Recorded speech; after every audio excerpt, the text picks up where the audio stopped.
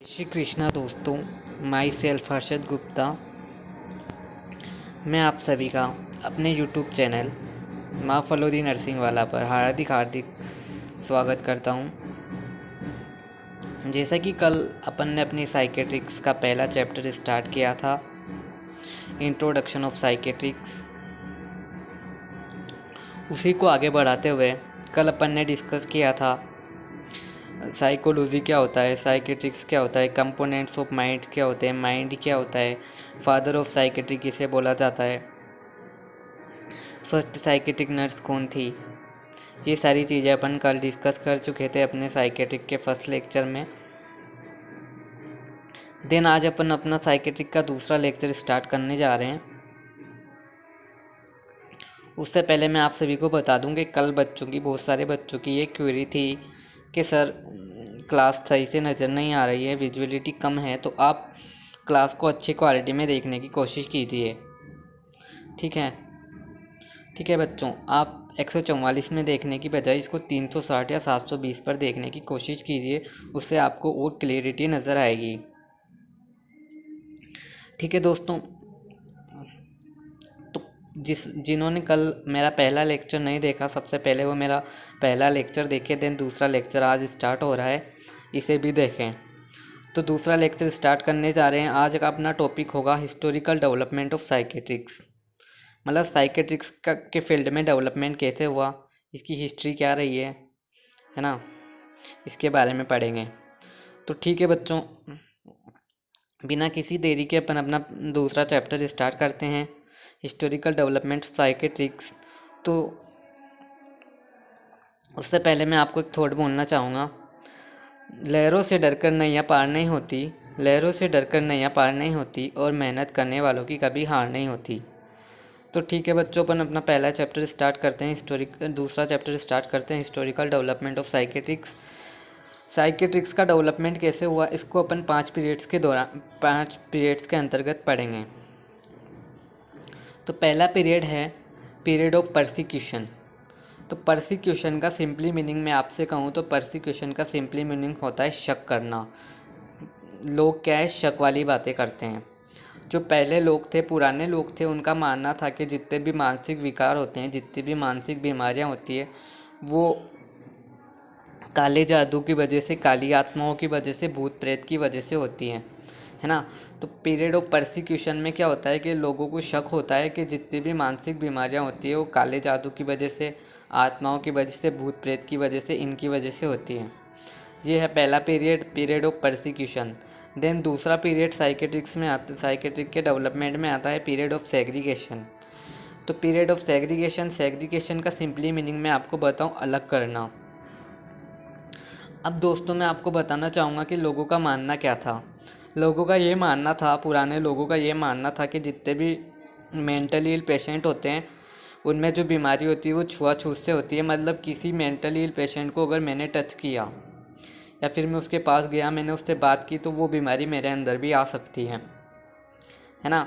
छुआछूत, अगर मैंने किसी मेंटली इल पेशेंट को छुआ तो वो बीमारी मेरे अंदर भी आ सकती है। ठीक है, तो अब लोगों ने क्या सोचा कि मेंटल इल पेशेंट को अलग कर दिया जाए। तो उन्होंने क्या किया, जितने भी मेंटल इल पेशेंट हैं उन सभी को अलग कर दिया। अब मेंटल इल पेशेंट को जब अलग कर दिया गया तो उनके रहने के लिए कोई ना कोई जगह तो चाहिए होगी, है ना। कोई भी पेशेंट जब रहता है तो कहीं ना कहीं तो रखेंगे उसे। तो मेंटल इल पेशेंट को कहाँ रखा गया, मेंटल इल पेशेंट को रखा गया बच्चों असाइलम में।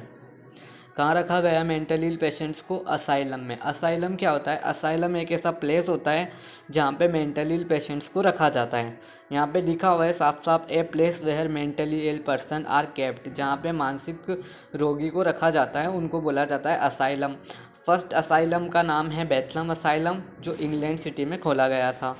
फर्स्ट असाइलम का नाम क्या है, बेथलम असाइलम, जो इंग्लैंड सिटी में खोला गया था। 2 पीरियड अपन ने डिस्कस किए, period of persecution and period of segregation. Period of segregation में मेंटल इल पेशेंट को नॉर्मल पॉपुलेशन से सेग्रीगेट कर दिया गया, अलग कर दिया गया, असाइलम में रख दिया गया। देन तीसरा पीरियड आता है period of humanity. Period of humanity का मतलब क्या होता है, ह्यूमनिटी का सिंपली मीनिंग होता है मानवता। अब जैसे जैसे जैसे जैसे ये आगे बढ़ते गए तो इन्होंने क्या सोचा कि मेंटल इल पेशेंट जानवर नहीं होते, वो भी हमारी तरह एक सामान्य मनुष्य होते हैं। तो mental patient are normal patient not an animal. लोगों को क्या लगा कि मेंटल इल पेशेंट कोई जानवर नहीं होते, वो नॉर्मल पेशेंट की तरह ही होते हैं।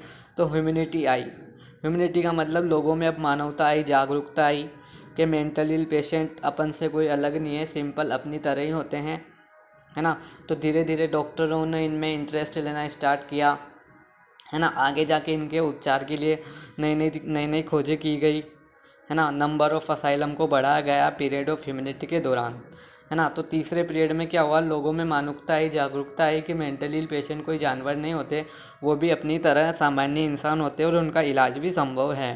पहले माना जाता था कि मेंटली इल पेशेंट का कोई इलाज नहीं है, पर पीरियड ऑफ ह्यूमैनिटी में उनमें मानवता आई कि मेंटल इल पेशेंट का इलाज भी संभव है। देन पीरियड ऑफ साइंटिफिक, चौथा पीरियड आया period of scientific. Period of scientific में क्या हुआ, डॉक्टरों ने मेंटल इल पेशेंट को नॉर्मल माना कि मेंटल इल पेशेंट एक नॉर्मल पेशेंट की तरह ही हैं, उनका इलाज भी संभव है। तो आगे जाके डिस्कवरी हुई। पीरियड ऑफ साइंटिफिक में अपन आगे पढ़ते हैं, ठीक है दोस्तों। अपन आगे पढ़ते हैं तो आगे अब डिस्कवरियाँ स्टार्ट हुई। तो सबसे पहली डिस्कवरी हुई 1927 में insulin shock therapy. Insulin shock therapy किसने दी थी दोस्तों, इंसुलिन शॉक थेरेपी सबसे पहले आई जो दी थी एम सेकले ने। किसने दी थी इंसुलिन शॉक थेरेपी, एम सेकले ने दी थी। आपको नज़र आ रहा होगा, इंसुलिन शॉक थेरेपी आई जो किसने दी थी, एम सेकले ने दी थी, है ना। देन 1938 में साइकेट्रिक के फील्ड में एक मेजर डिस्कवरी हुई जिसका नाम है इलेक्ट्रोकन्वर्जन थेरेपी। इलेक्ट्रोकन्वर्जन थेरेपी आज भी बहुत उपयोगी है मेंटली इल पेशेंट्स के इलाज में। तो ये एक मेजर डिस्कवरी हुई साइकेट्रिक के फील्ड में जिसका नाम है इलेक्ट्रोकन्वर्जन थेरेपी, जो 1938 में यूगो कर्लिटी और लुसिनो बिन्नी के द्वारा दी गई। ये चौथा पीरियड है, इसमें साइंटिफिक पीरियड ऑफ साइंटिफिक है जिसमें नई नई खोजें की गई, डॉक्टरों ने मेंटल इल पेशेंट को नॉर्मल घोषित किया। देन पांचवा पीरियड आया पीरियड ऑफ प्रिवेंशन। प्रिवेंशन का सिंपली मीनिंग क्या होता है, किसी भी चीज़ से बचाओ। तो अब सरकार ने बहुत सारी योजनाएं चलाई, बहुत सारे एक्ट चलाए मेंटली इल पेशेंट्स के लिए। तो जैसे 1982 में एक्ट आया, 1982 में प्रोग्राम आया सरकार के द्वारा, मेंटल हेल्थ प्रोग्राम स्टार्ट किया गया। पहले 1982 में स्टार्ट हुआ मेंटल हेल्थ प्रोग्राम, ठीक है दोस्तों। देन 1987 में स्टार्ट हुआ mental health act.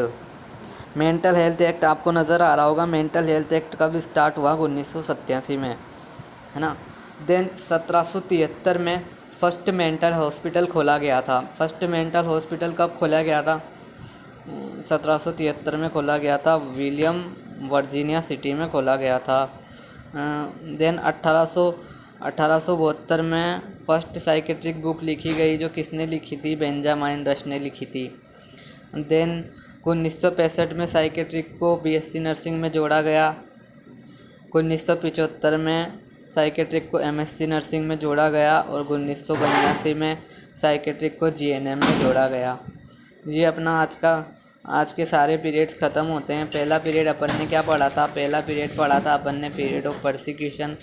Period of persecution में लोगों ने शक वाली बातें की थी कि जितनी भी मेंटल बीमारियाँ होती है वो काले जादू की वजह से, भूत प्रेत की वजह से होती है ना। पीरियड ऑफ सेग्रीगेशन में मेंटल इल पेशेंट को सेग्रीगेट कर दिया गया था, असाइलम में रख दिया गया था। फर्स्ट असाइलम बेथलम असाइलम है जो इंग्लैंड में खोला गया था।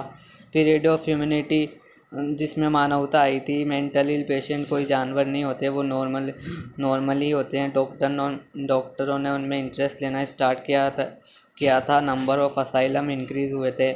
देन पीरियड ऑफ साइंटिफिक में नई नई खोजें हुई, है ना। डॉक्टर ने उसको नॉर्मल पेशेंट घोषित किया, मानसिक व्यक्ति को। 1927 में इंसुलिन शॉक थेरेपी आई जो एम सेकले के द्वारा दी गई। 1938 में इलेक्ट्रोकन्वर्जन थेरेपी आई। देन पांचवा पीरियड ऑफ प्रिवेंशन जिसमें सरकार ने नई नई योजनाएं, नए नए एक्ट खोले। 1982 में मेंटल हेल्थ प्रोग्राम स्टार्ट हुआ। 1987 में मेंटल हेल्थ एक्ट आया। 1773 में फर्स्ट मेंटल हॉस्पिटल यूएस में विलियम वर्जीनिया सिटी में खोला गया। 1872 में फर्स्ट साइकेट्रिक टेक्स्ट बुक लिखी गई जो बेंजामिन रश के द्वारा लिखी गई, जिसको अमेरिकन फादर ऑफ साइकेट्रिक बोला जाता है, बेंजामिन रश को। 1965 में साइकेट्रिक को बीएससी नर्सिंग में जोड़ा गया। 1975 में साइकेट्रिक को एमएससी नर्सिंग में जोड़ा गया और 1982 में साइकेट्रिक को GNM general nurse and midwifery में जोड़ा गया। तो ये था आज का अपना chapter historical development of psychiatric. I hope ये सब आप सभी को समझ में आया होगा। अगर समझ में आया तो लाइक करें, शेयर करें, सब्सक्राइब करें। Thank you so much. जय श्री कृष्णा।